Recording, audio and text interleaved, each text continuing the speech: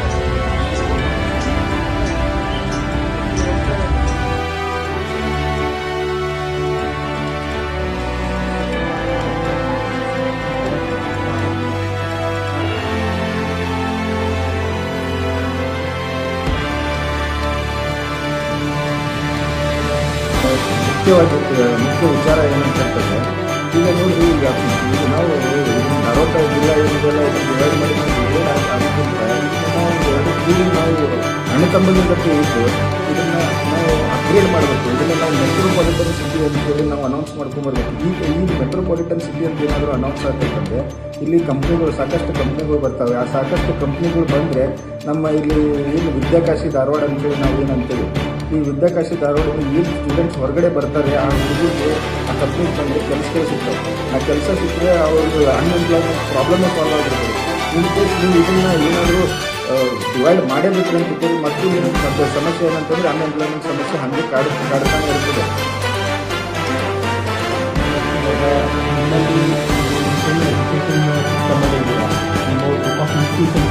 ನಿಮ್ಮಲ್ಲಿ ಟೋಟಲ್ ಎಷ್ಟು ಜನ ಎಂಪ್ಲಾಯ್ಸ್ ಇದ್ದಾರೆ?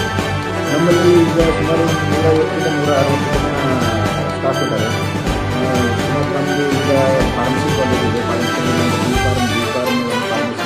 ಫಾರ್ಮಾ PhD ಇದೆ. ಸೊ ಇಲ್ಲೇ ಒಂದು 52 ಮಂದಿ ಸ್ಟಾಫ್ ಆಗ್ತಾರೆ ನಮ್ಮದು. ಆಮೇಲೆ ಅದು ಬಿಟ್ಟು ನಮಗೆ BA BCom ಅಲ್ಲೊಂದು ಸುಮಾರು ಒಂದು 20-25 ಮಂದಿ ಸ್ಟಾಫ್ ಆಗ್ತಾರೆ. ಆಮೇಲೆ ನಮ್ಮದು PUC ಕಾಲೇಜ್ ಇದೆ, ಅದು ಸೈನ್ಸು ಮತ್ತು ಕಾಮರ್ಸು, ಸೋನಿಯಾ ಸಾಯಿ ನಿಕೇತನ್ ಕಾಲೇಜ್ ಅಂತ ಇದೆ, ಅಲ್ಲೂ ಒಂದು 25-30 ಸ್ಟಾಫ್ ಆಗ್ತಾರೆ.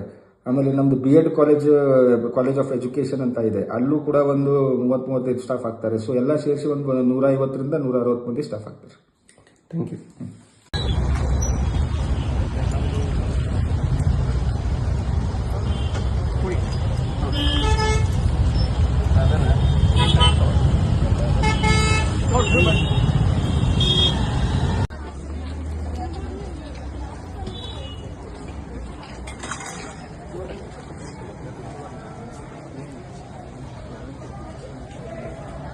Maitur.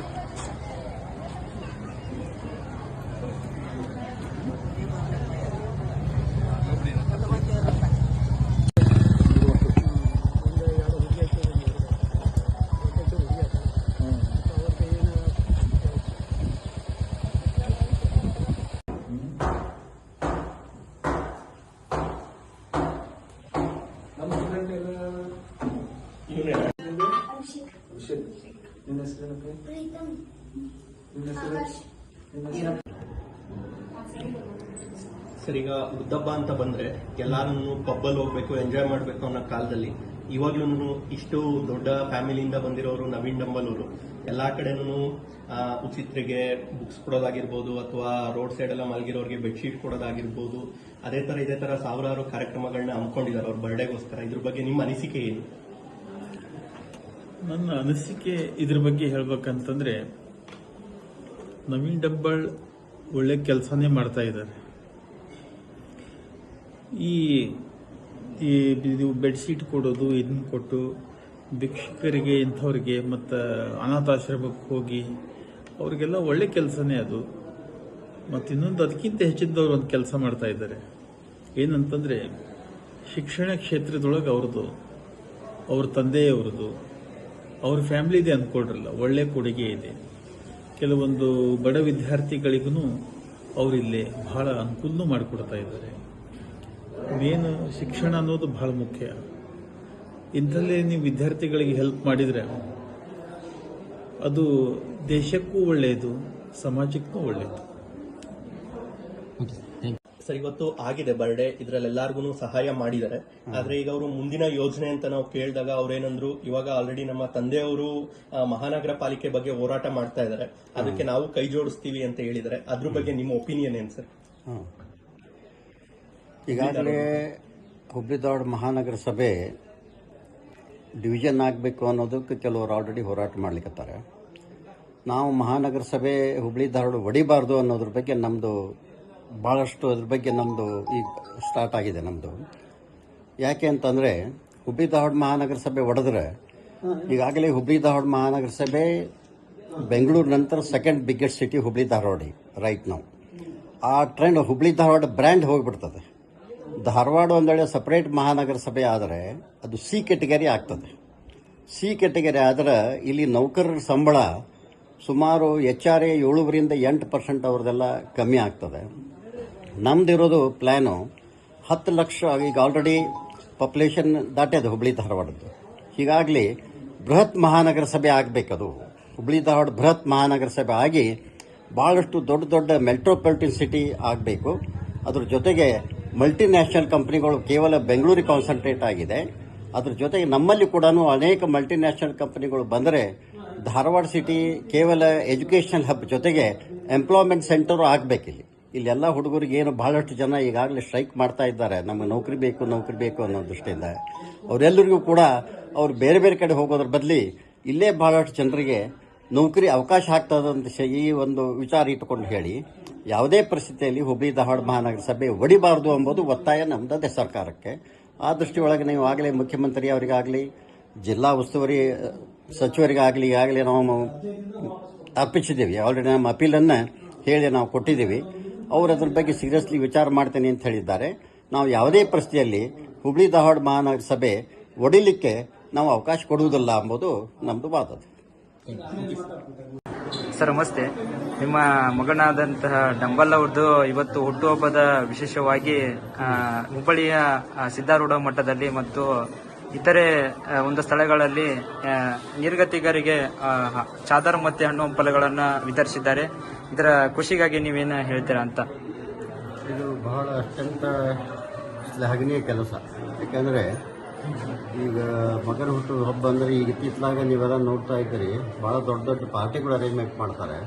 ಆ ಪಾರ್ಟಿ ಬದಲಿ ಅತ್ಯಂತ ನಿರ್ಗತಿಕರಿಗೆ ನಾವು ಈ ಹಣ್ಣು ಹಂಪಲು ಹಂಚೋದಾಗಲಿ, ಚಾದರಗಳು ಹಂಚೋದಾಗಲಿ, ಬೆಡ್ಶೀಟ್ಗಳನ್ನು ಪಾಪ ರಸ್ತೆ ಮೇಲೆ ಕೂತವರಿಗೆ ಮಾಡೋದಾಗಲಿ ಬಹಳ ಶ್ಲಾಘನೀಯ ಕೆಲಸ. ಇದೊಂಥ ಮಾದರಿ ಕೆಲಸ. ಎಲ್ಲ ಯುವಕರು ಇನ್ಮೇಲೆ ಪಾರ್ಟಿ ಬದಲಿ ತಮ್ಮ ಹುಟ್ಟುಹಬ್ಬವನ್ನು ಇಂಥ ಒಂದು ಸಾಮಾಜಿಕ ಕೆಲಸಗಳಲ್ಲಿ ತೊಡಗಿ ಸಾಮಾಜಿಕ ಒಂದು ಸಹಾಯ ಮಾಡಬೇಕು ಎಂಬುದು ಎಲ್ರಿಗೂ ನಾವು ವಿನಂತಿ ಮಾಡ್ತೀವಿ. ಮುಂಬರುವ ದಿನದಲ್ಲಿ ಕೂಡ ನಾವು ಇದೇ ರೀತಿ ಸೇವೆ ಮಾಡಬೇಕು ಅಂತ ಹೇಳಿ ಒಂದು ಸ್ವಲ್ಪ